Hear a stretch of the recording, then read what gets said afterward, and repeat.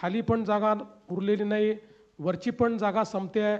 म्हणून आता पुण्याला एक पाताल लोक तयार करणार आहोत आम्ही. म्हणजे पुण्यामध्ये टनेल्सचं एक जाळं आम्ही तयार करणार आहोत. आणि हे ज्यावेळेस मी सांगितलं तर अनेक लोकांना वाटलं की आता निवडणूक आहे म्हणून मी सांगतोय, असं नाही. म्हणून मी मुद्दाम तेवढाच एक कागद या ठिकाणी घेऊन आलो की त्याचं कंप्लीट प्लॅनिंग हे आम्ही या टनेलचं केलेलं आहे. एकूण जर आपण विचार केला तर या ठिकाणी 56 किलोमीटरचे टनेल्स हे आम्ही तयार करणार आहोत. ज्याच्यामध्ये आपण जर विचार केला तर येरवड्यापासून तर कात्रजपर्यंतचा टनेल आहे, जो स्वारगेट रेसकोर्स वगैरे अशा सगळ्या भागात जाणारा एक टनेल आहे. जगताप डेअरीपासून सिंहगड रोड, पाषाण, कोथरूड, कात्रज, त्यानंतर औंध संगमवाडी, जो खडकीकडनं अशा पद्धतीचा एक आपण टनेल, अशा प्रकारे जवळपास 54 किलोमीटरचे टनेल्स आहेत आणि एकूण 32,000 कोटी रुपयाला लागणार आहेत.